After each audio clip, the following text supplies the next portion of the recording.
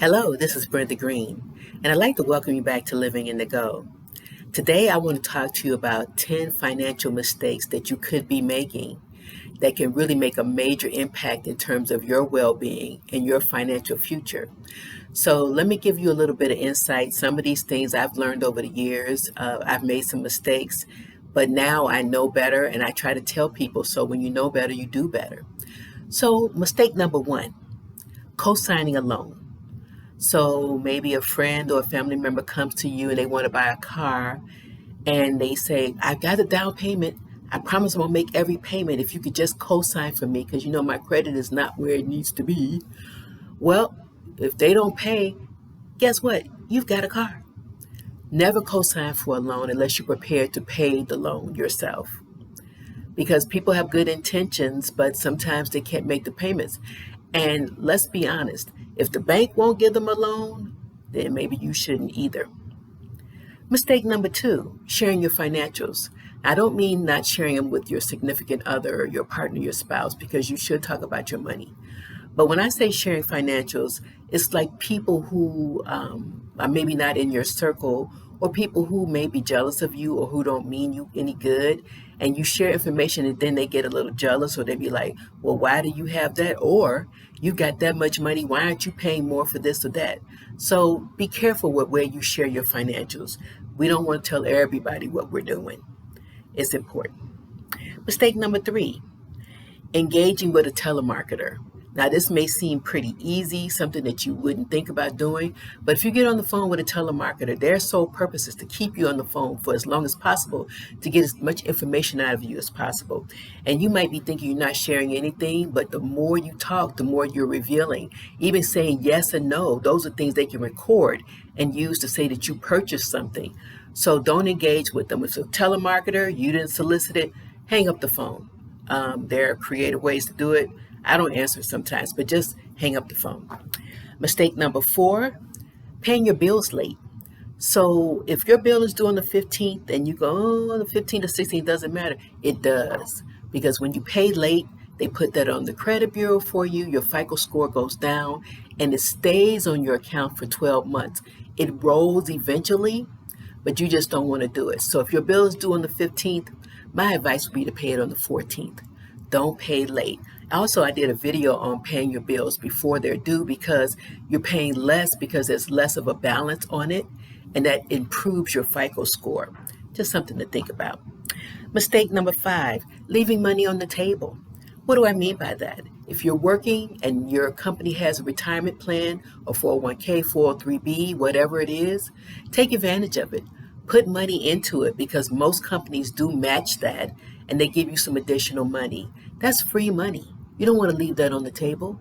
That's all for you. So that's what I mean about leaving it on the table. The next thing, no life insurance. That's number six for financial boo-boo. Financial advice, everybody tells you you need insurance. People think they're not going to go. Everybody's going to go at some point. And if you don't have an inheritance to leave for your family, don't be a burden. Because if you die with no insurance, they got to come up with money to pay for you.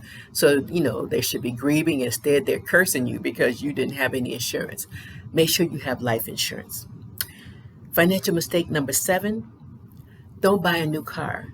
Now, I know everybody says, oh, I love the smell of a new car. It's wonderful. You get it you drive it around and stuff, and it looks fantastic. No dings, no dents.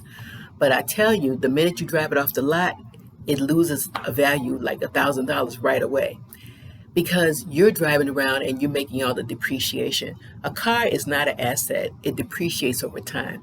So get a 2-year-old car. It can still smell great. They'll detail it, clean it up for you.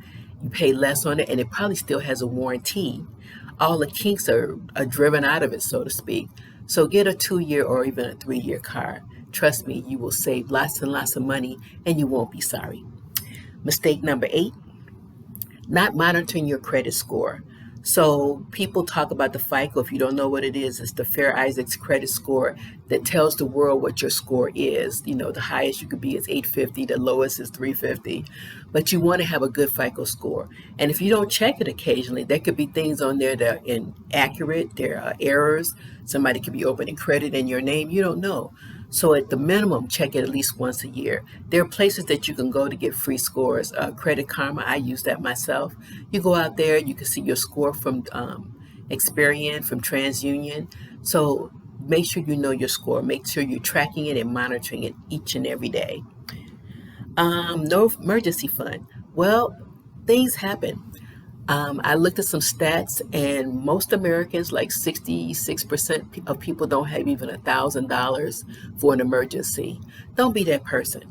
Things happen. You could get a flat tire, something goes wrong with the car, or a window gets broken in the house, or whatever, and your insurance doesn't pay at all. You need an emergency fund. You can start small, try to get up to that $1,000, because trust me, that will come in handy so you don't have to use a credit card, or worse yet, call a relative and say, can you loan me? You don't want to be embarrassed with that. So have an emergency fund. Start with trying to get 1,000. Then your next goal should be to try to have 3 months of an emergency fund. It will be so beneficial to you. Not only that for emergencies, but if you lose your job, you have a little extra cushion to take you where you need to go. And number 10, the biggest financial mistake that people make is not having a financial plan. You're just willy-nilly doing whatever with your money. You don't know where it's going from day to day, so you need a budget so you can know where your money's going. That's all part of the plan. What does your future look like? Are you going to retire with no money? Your kids, if you have children, you want them to go to college, you got no plan. You want to buy a house, you want to buy a car, but you got no plan how you're going to do it, how you're going to pay for it. Everybody needs a financial plan. So those are 10 mistakes. There are probably hundreds that are out there, but these are the 10 that I think are very significant. And hopefully this information helps you. So thanks so much, and I'll see you next time, and have a great day.